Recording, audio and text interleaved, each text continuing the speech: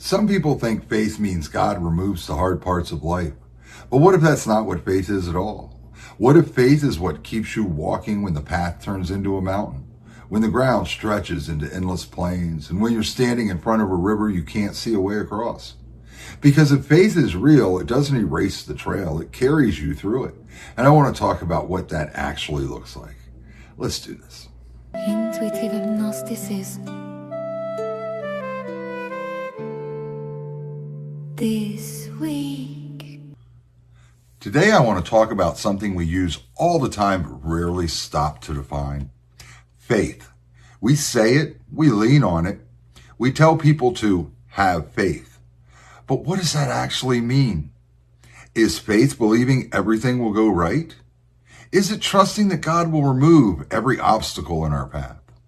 Is it expecting the mountains to flatten, the rivers to part, and the storms to pass us by? Because if that's what faith is, then life has a way of challenging that definition very quickly. I've had some health challenges recently, and I'll be honest with you, there were moments where things didn't feel easy or peaceful or certain. There were moments where the path ahead didn't look smooth, it looked like a mountain, or a long empty plain, or a raging river I wasn't sure I could cross. And in those moments, I had to ask myself, what is faith really for?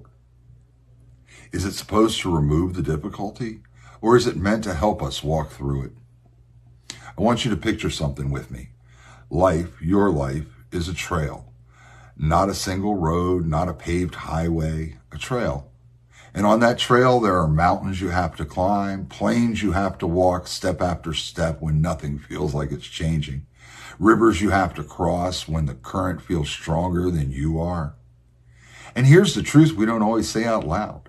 Faith does not remove those things. Faith does not teleport you past the mountain. It doesn't build a bridge over every river. It doesn't shorten every long stretch of empty ground. So what does it do?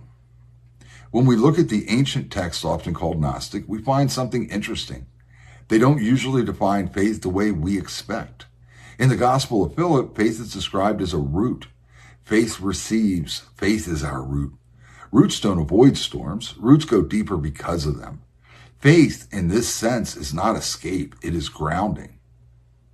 In the Gospel of Thomas, we hear this: if you bring forth what is within you, what you have will save you. That doesn't sound like a message about avoiding hardship. It sounds like something else entirely. That the journey, the climbing, the walking, the crossing draws something out of you. And in the gospel of truth, this is the gospel, the revelation of hope for those who search.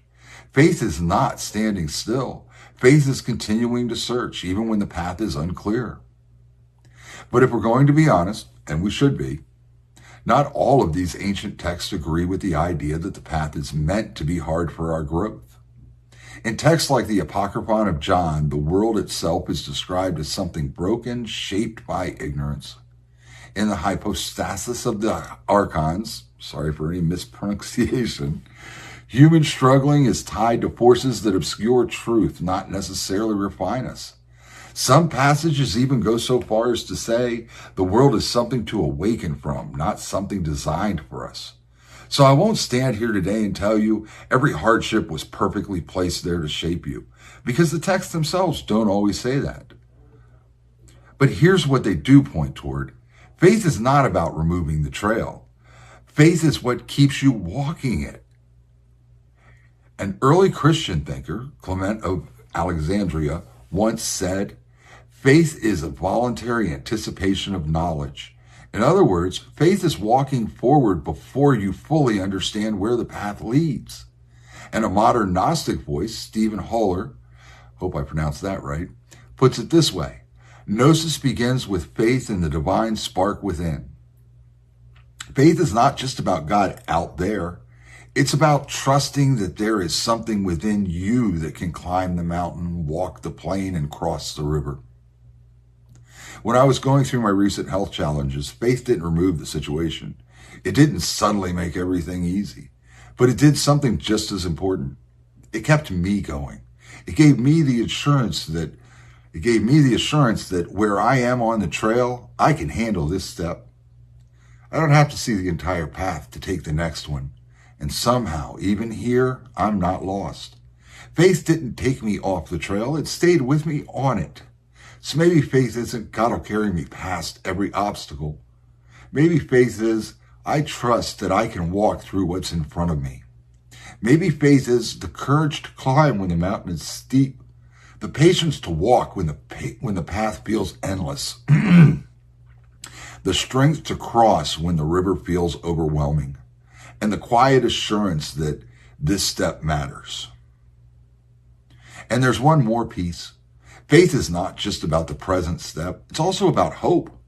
Hope that the trail leads somewhere. Hope that struggle is not meaningless.